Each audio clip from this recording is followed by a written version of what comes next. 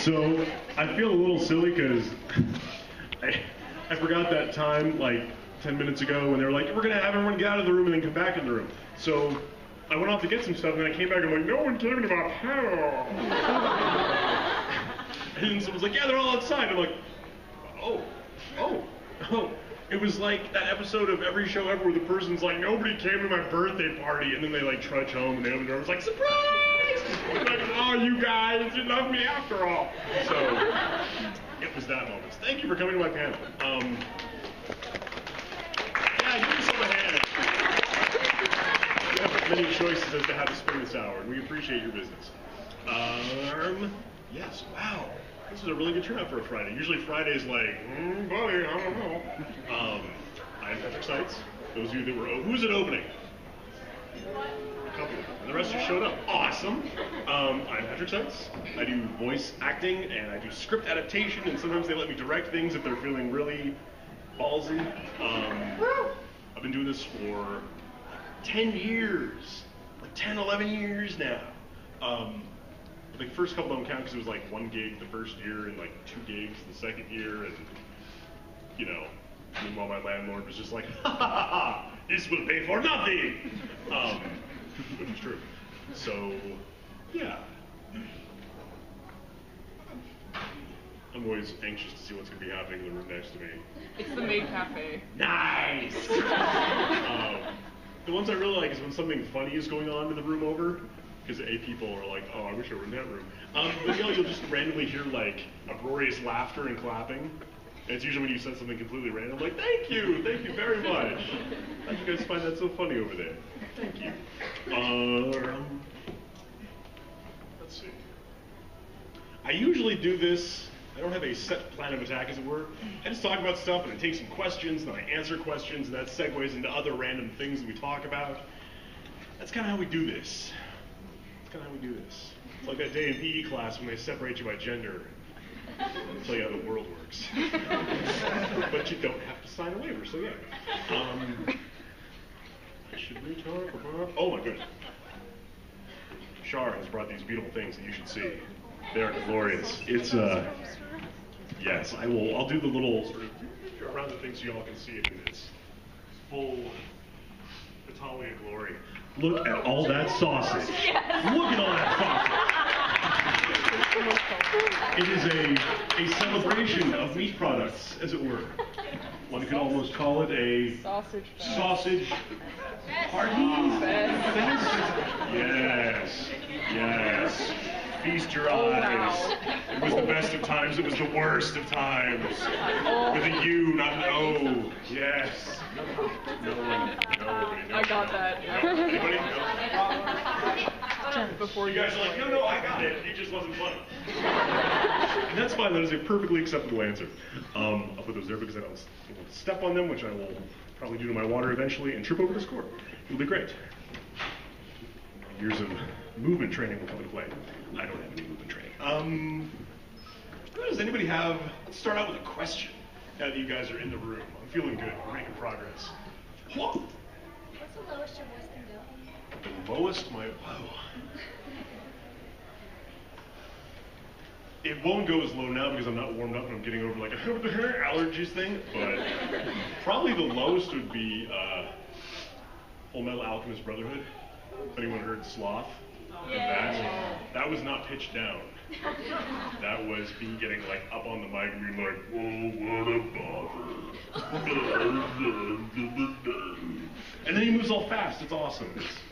It's like your name is Sloth and you're like a cheetah. It's ironic, like a fork on your wedding day. Pretty darn low. We can also go high sometimes, but no one ever hires me for high because they're like, we have people for high. We need low. I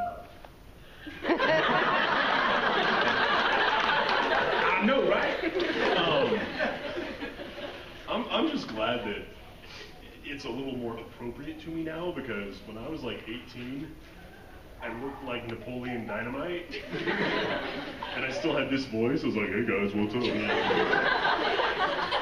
You got the devil in you. But me doing musicals much easier because they're like, well, he can't really dance, but he's got a low voice. Everyone else is a tender because they haven't gone through puberty. Yes, take him, you're in. No, not so much. So pretty darn low is the answer. And I used to be able to sing very low when I kept up with it more, but I haven't, so the bottom couple notes aren't there. Because I've been lazy. But they'll come back in someday. And the cool thing about being a dude and having a low voice and being high for low voice, it's just gonna get lower.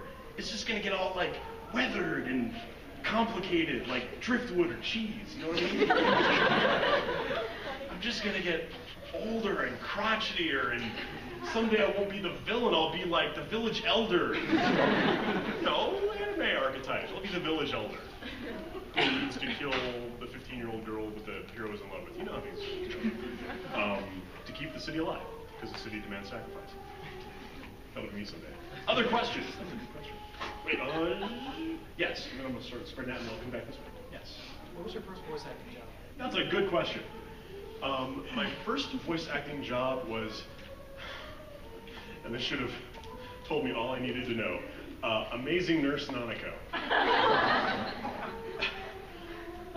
It was in 2000, and it was about a nurse named Nanako who was all klutzy and had a large chest.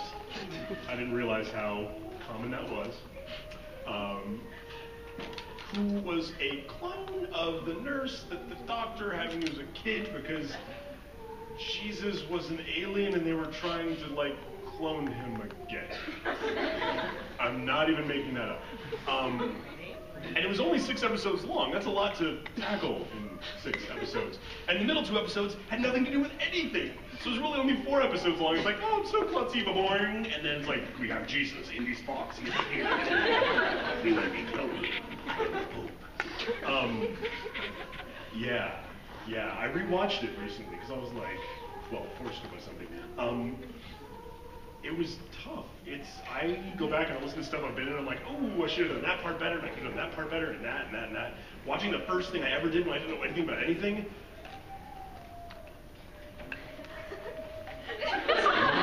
It was humbling. But man, I can hit those high notes, so good times. Yeah, no, I didn't, when I started this, I didn't even know what anime was. I mean, I was more of like the, video game playing Magic the Gathering dude in high school and college. Like, I was a nerd, I just wasn't an animator, because I didn't know, the internet wasn't showing us things so much back then. It was like, I'm still building this website. My name is GeoCities, pardon my dust. So I didn't know things yet. I'm like, oh, this is cool anime, oh, this is a cartoon. Now I've come to appreciate it very much over the years. But back then I didn't know, I had no idea. I was like, why is she a nurse? Why are there maids? Why is Jesus like a technically alien? I didn't know that these were, I don't even know the Jesus thing. I didn't know these were tropes that, get used again and again. No, I was a babe in the woods. But now I know. It is half the battle. Well, I see you preemptively. Yes? I'd like to, would you,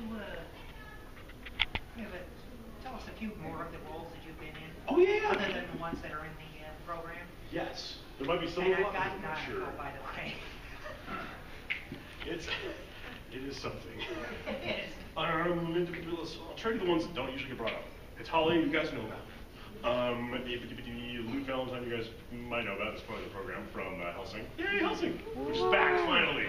It's back and bloodier than ever. I know, right? Anyone here seen Monster? A couple people. Good on you, good on you. I was Grimmer. I also got to direct the dub, which kept me busy and off the streets and out of trouble for like a year and a half. Koikaze, a little show about inappropriate love. That's putting it in mind. Well, yeah. Although I must say this, it is uncomfortable subject matter, but it's like a Greek tragedy, because you see this guy who's like, I'm in love with this person I shouldn't be in love with. I will fight against my fate. I will break fate's shackles that bind my heart to her. And he just tries and fails. Which is Greek tragedy. It's saying, hey gods, and then your fate is still encompassing you. Ishin Kurosaki, not that he's ever like in Bleach, but when he is every now and then he's like, hey, what's up, I'm still alive, have fun in Soul Society, bye!